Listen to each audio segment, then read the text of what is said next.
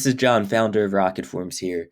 Let's talk about building your first form. So in this video, we're going to take a deep dive into how to set up your form from start to finish. This is going to be a 6-part series where we go into the settings of your form, the design of your form, steps, lead delivery, add to site, and cloning the form. So we're going to have a video for each part of the form builder. Now, if you haven't had a chance, I highly suggest going back and taking a look at the overview tour that I made, which takes you on a quick tour of the RocketForms builder and helps point out some things that you need to be aware of and know when you're working with RocketForms. There's also a 7-minute getting started video, which shows you how to go from signing up for RocketForms and having no form to quickly getting a form set up on your site in like 7 minutes or less. So check out those videos if you haven't had a chance. And then when you're ready, or if you're ready now to dive deeper into setting up and modifying your form, then this video is for you. So this particular video is going to be the first of the 6-part series. We're going to be focused on settings. Now, before we get started, there's 3 key points that I want to talk about before we dive into settings.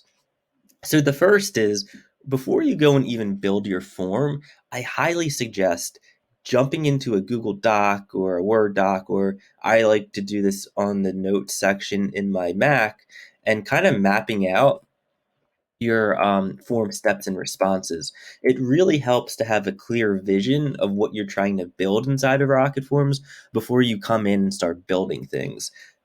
I've built hundreds of these forms, and like when we first got started, you actually couldn't come into RocketForms and build the form yourself. I had to build all the forms for the customers, and there were days when I was building like 10 forms a day, and I got really good at figuring out like how to build these forms fast and on the fly. And that's actually where like a few of the really cool and useful features like cloning comes from, because I had to build them so fast, and I came up with all sorts of ways to kind of make the process as simple as possible and as streamlined as possible. And one of the things that I found was, by setting up the form outline or flow ahead of time in a notepad, you can really save time. So, for example, if we're going to create a cleaning service form in this tutorial. So, some of the questions, so like the first question that I might have is something like, what type of service do you need a quote for? I can't type and talk at the same time, so let me just take this out. Quote for. So, and then you can list out the responses. So, like a response that I might list is something like area rugs, carpet cleaning, things like that, and the list would go on. And then what I would do is like say 2, and I'd be thinking of the next step to send people to. So in this case, let's just say it's zip code or something. We want to capture their zip code. So I would say to zip code, and then question. So I probably would start this out with like question, and then responses. I spelled question wrong, of course. So there's my question. Maybe you have a better way of doing this with like a flow chart or something, but this is what worked for me, just nice and simple. And then 2 is zip code, and then question, what's your zip code? And then the response is obviously zip code, and then 2. So that's how I set this up. And then this way, when I go into RocketForms to actually set up my form, I know what steps I need, and I know what responses to plug in to each step. So that's the first thing. The second thing is, when you go to build your form, think about what design and template and style you want to use. So when it comes to RocketForms, there's really 2 types of main styles that we have at the moment. So the first is the chat style form, and this was actually the very first style that we launched with when we launched RocketForms back in 2019. And with the chat style form, it's a really unique type of form. You don't see forms like this. And it's like really friendly. As you can see, it looks like a chat. It's a lightweight form that allows people to quickly breeze through. And these forms get really good results, especially on mobile. I love the chat style form, and I use this one a lot. Another type of design that we have is the enhanced form. And the only reason why this is called enhanced is because I had no idea what to call it. I didn't just want to call it form because that seemed kind of lame. So I called it enhanced form. The name may change at some point, but the enhanced form is basically just a form um, like this. And you can have graphics, or the buttons could go vertically down like they were in the chat style form. It also pops up just like the chat style form. It has all the same features. It just allows you to do a bit more in terms of design. So with the enhanced form, you can completely control the background color. You can upload a background graphic in. You can control the width and height of the form when it's in pop-up mode. So there's quite a bit you can do with the enhanced form. What you choose to use in terms of style is ultimately up to you, and you can toggle between the two inside of the builder, which is something that we'll cover in design. Um, so just think about that, because having the form flow and questions kind of mapped out before you build it and having the design in mind really helps when you then get into the builder. It just helps speed up the process and helps you get through from building the form to then having it ready as fast as possible to get on your site. So the very last thing to talk about before we jump into settings is when you go to actually build your form in RocketForm. So let's say you have the flow and questions mapped out, you kind of have a design in mind. I suggest starting out with a template. So we have, if you go to create RocketForms, we have all these templates already set up for you. We've done a lot of the hard work, and I still need to dive in and add a bunch more. I'm always dropping more in, especially as we find ones that convert high. But it makes more sense to start from a template than it does to create a form from scratch. Now, you can create one from scratch, of course, especially if you're in an industry that we did not think of. Can't think of one off of the top of my head, but there's definitely some cases where like we don't have what you need and it would make sense to create one from scratch. But a lot of what you need is already here, and it makes so much more sense to start with something that has already been built for you than to try to reinvent the wheel, especially because we have tested a whole bunch of these on different landing pages and we know some of these work pretty well. Most of them work well. I mean, there's some that we haven't tested, of course, but I definitely suggest starting with the template. It's just a faster way to get started. And it really helps when you have that form load into the screen for you and you can see what it looks like and have all those questions. Then you just need to modify it and set it up the way that you want it to look. And it's just such a faster process.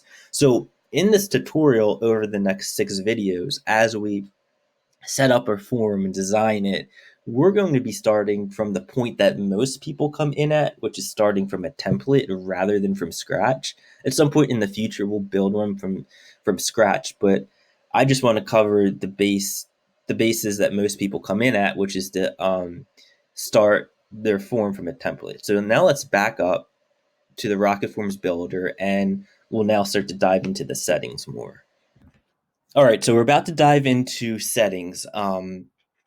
First thing to point out is each one of these cards here is a rocket form. So you'll see that I have a bunch of test forms that I've set up just playing around before I jumped into this tutorial, because I tend to mess up a lot when I shoot these videos. I do not see Hollywood in my future, especially in terms of video production, but let's get started. So to get started, you go to create rocket form, and then, like I said, start from a template. So we're going to start from a cleaning service one. We'll go with this one, cleaning service chat style.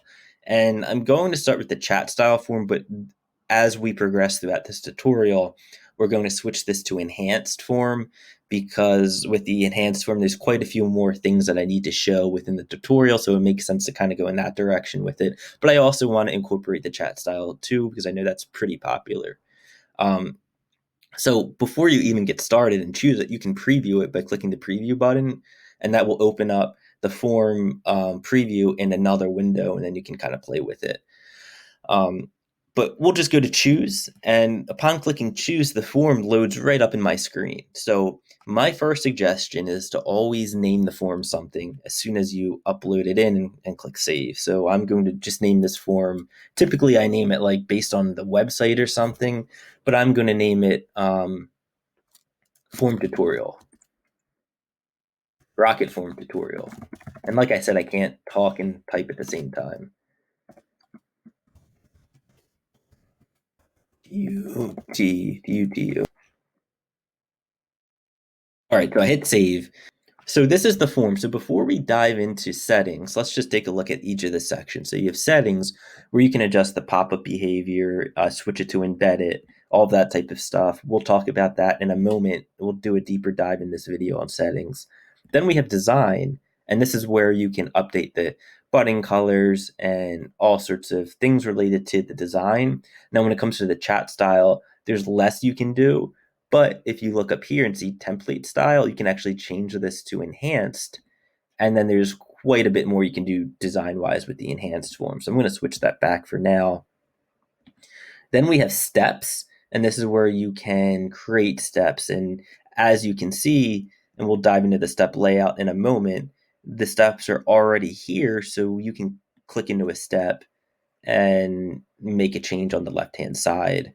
Then we have lead delivery, and this is where you can tell RocketForms where to send the leads. And yes, for those of you who are wondering, I get a ton of questions about this. We do have a Zapier integration. I always call it Zapier, but I'm hearing more people call it Zapier, so I guess that's what it's called. So there's a Zapier integration, and then here's where you go to add the form to your website. You can add in as many pages as you need. You can block pages by untoggling that little switch right there. And then there's some instructions about what to do, which we'll dive into later. It's also covered in the 7-minute getting started video. And then you can clone your form. So if you're creating these forms for a lot of clients, or if you have a bunch of pages or domains that use a lot of the same type of forms, you can set up your own design and continue to clone it. And that's a really great and efficient way to continue to build out forms and all that type of stuff.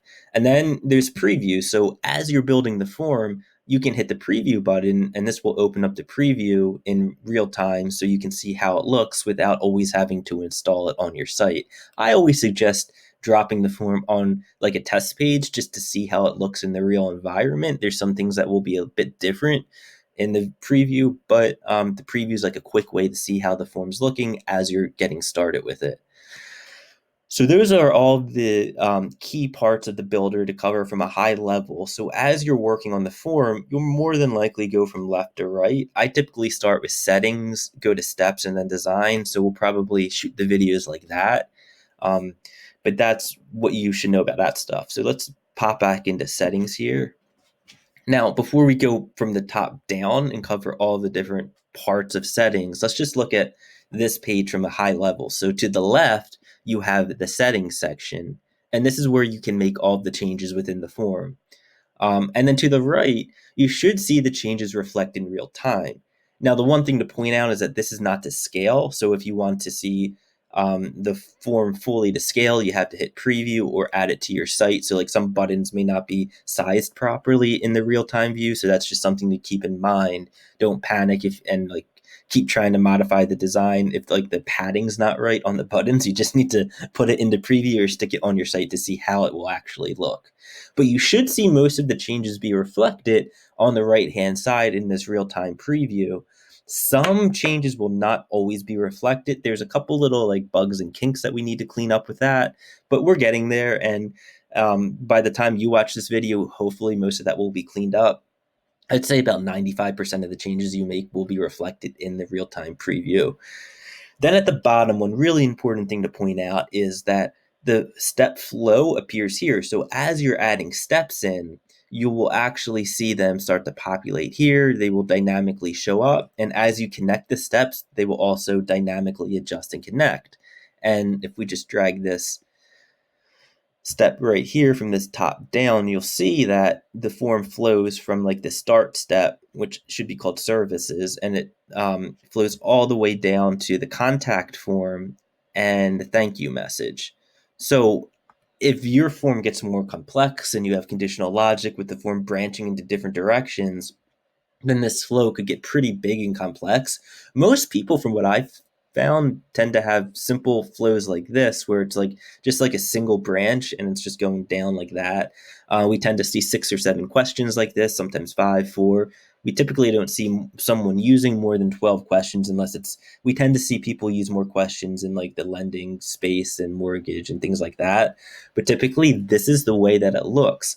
Now, the really key thing to keep in mind And to note about this is if you need to jump into a step, then you need to scroll down here and use the step layout section. So let's say you want to go and update the zip code section, then come down here, click into zip code, and this loads up the zip code step on the screen. And you'll see on the left-hand side, here's all of the information to update and change. So this is how the step layout section works, and that's how you get from one step to the next. Another really important thing to point out, since this is like one of the first videos, is when you are creating your step, the very first step always needs to have an entry step set. And you'll see it noted right here, entry step. And to do that, first, what's the reason why you need the entry step? Like, what's the point of it? The entry step basically tells the system that it's the very first step in the form. So that way, when the form is loaded on the page, the system knows what step to start with. If you don't set an entry step, then the system's really confused and it doesn't know what step to look for, so the form won't load. So sometimes we have people contact us and they say, oh, the form's not working on my site. Well, it's just because the entry step's not set. And we'll find a way to kind of simplify this, but it's actually really simple to set. You just click on the step that you want. So let's say I want service type to be the very first step in my form. I would click into service type and simply scroll up to the left-hand side and click this button, set as entry step. Upon doing that, the entry step has been set. There's the verification message, and you'll see the entry step notation change to the second step. Now I'm going to switch this back to the intro step like that. So now the intro step is now the entry step. So that's something that's really important to keep in mind when you're creating these forms. If you load it on your site and it's not loading up for you, then just come into the builder and set and make sure that an entry step is set. All right, so now let's take a look at settings. So the rest of this video, we're going to dive into settings, and hopefully by the end of the video, you'll have a very good, solid understanding of the settings section. So we'll just work our way from the top down. So the first thing to note is that the save button is up here and it's not going to float down the screen with you. So as you're going down and adjusting things, always make sure you come back up and hit save. So right here you have the form name. That's pretty logical and we already covered that. So then just coming down a bit, we have form mode. So with a form, you have three choices. You can have the form pop up. You can embed the form directly into a page, or it could be both pop up and embedded. For most of this tutorial, we're going to cover the examples of pop up and embedded. I'm just going to leave this as pop up. Well, actually, if I switch to embedded, then watch what happens to the pop up behavior section right here. It's going to go away. And the reason for that is because obviously if a form is embedded, it can't pop up unless you set it to all. In that case, you can have the form pop up. But we're going to leave it as set to pop up so I can then walk you through the pop up behavior section. So just going down, one thing to talk about before we discuss pop up behavior is the URL parameters as variables. I'm not going to dive too deep into this tutorial about what this means, but it essentially means that you can do some pretty advanced personalization and customization with the RocketForm. So let's say that you're running a paid search ad and you want to pull the headline of the ad into the headline of the form, maybe right in here. You can do that using UTMs. And if you hover on this little question mark, there's some information about it. It's really simple to set up. I can provide some more information. We actually have a whole tutorial on it, which you can find in the help section. So going down a bit more, let's get into the pop-up behavior. So pop-up's pretty straightforward. You have timed pop-up, and if you don't want time pop-up enabled, you can hit the switch to off. And then when it comes to time pop-up, you can segment by device. So in some cases, maybe you don't want it to show up on mobile, like you don't want it to pop up. So you can hit desktop. I typically choose both mobile and desktop. You can set a delay by seconds. You can even segment a mobile specific delay, which is pretty cool. And then pop-up frequency, I typically just leave this to once per session. You have some choices here until visitor submits form and all that type of stuff. But typically once per session is what I find that works the best for me. So then just one more pop-up setting is exit intent technology. So you can have this enabled or disabled. To disable, you just flick this little switch to the off position. Now, with exit intent technology, this simply means that the form will pop up as somebody is leaving the site. And this is only on a desktop device. You cannot do this on mobile. So as someone is leaving your site, you can engage them with a form. These are very effective. I love them. And you can actually use a combination of time pop-up and exit at the same time. So we have this special rule built into RocketForms, and it goes something like this. If somebody has engaged with your form, then do not show the exit intent pop-up. And the reason for that is because it would be really annoying to engage with the form and then like to close the form or finish and then to get hit with the same form as an exit intent pop-up. So to prevent that situation from happening, we have some logic built into the system. So in the event that you do choose to use timed and exit pop-up at the same time, that weird, awkward situation won't happen. All right, so going down here, we have the on-site message. So the on-site message, let me just show you a preview of this. It does not show up in the real-time version. You have to take a look at the preview to see this. The on-site message is this little chat bubble that can appear either in the left or right-hand side of the screen. So the on-site message consists of a picture, which I always suggest making it you or someone on your staff, and a message. Now, going back to the UTM personalization, you can actually pull in like the headline of the PPC ad into this message field. I'll actually show you that in a moment. So the on-site message is here. Now to change this, you can change the display message. So if I wanted to say something like, "Hi, how are you doing?" which would probably be a terrible message, I could type that in, hit the save button, and then this message up here will change. And you can also hide the on-site message. So if I don't want the message to display across the site, sometimes some people don't want to use it, especially on PPC landing pages. Then you would just switch this little switch to the off position, hit save, and then if we preview, you should see that it's not going to show up down here when I click the demo. So it showed up, so I did something wrong. Let's dive back in here. On-site message. Oh, so I didn't hide. So I only hid right there. So you can hide certain parts of the on-site message. So in that case, I just hid the display message. So there's some people who use just this little graphic down here and they hide the display message. So you can hide parts of it. I'm going to hide the whole thing just to show you that it won't actually appear. Let's demo this again. So there, it's not showing up. So if the form was set to exit intent pop up, it should pop up. It's not in this preview because the session time rules are kind of in play here. And I already engaged with the form. So that's how that works. I'm going to turn the on-site message back on. So again, whether or not you want to use that, it's completely up to you. Typically, if I'm deploying a RocketForm across an entire site, I like to leverage the on-site message because it's a really great way to kind of boost engagement with your form. And what we have found over the years is by boosting the engagement, the amount of people who actually see your form, you'll actually boost leads. So it's a really good way to boost engagement, especially on your non-conversion focused pages. Think about pages, blog posts that are like top of funnel, things like that. So then one thing to point out, going back to some of the more advanced stuff with the UTM parameters being used as variables, you can come into the on-site message, where is it? And add in a UTM. So maybe you're pulling in a headline from a PPC ad. You could say something like looking for cleaners in city. And then that opens, and then so you could dynamically pull the city in, assuming it's set as a UTM parameter.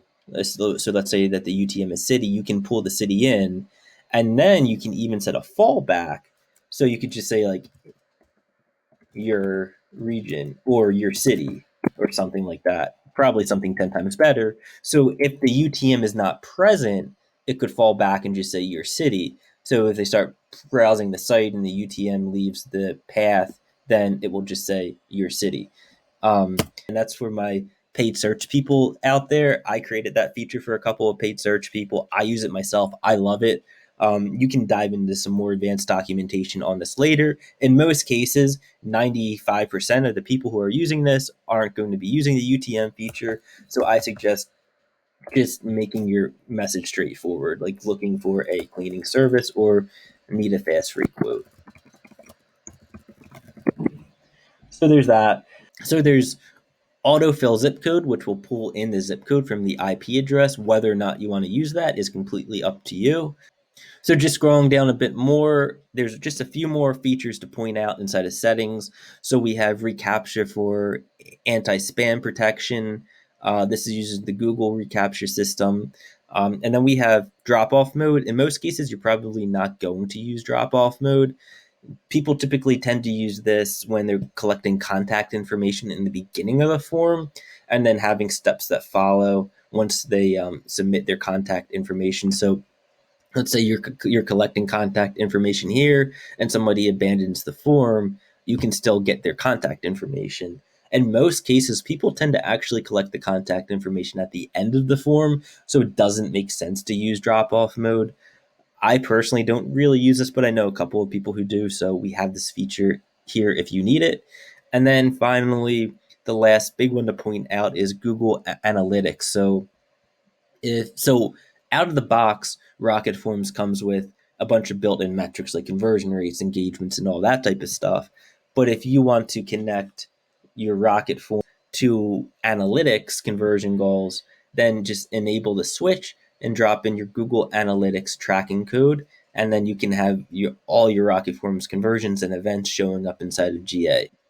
So that's settings, and depending on when you watch this video, you may see some new settings in here. But that's it for now. In the next video, we're going to dive into the design of your form. So I'll see you in the design video.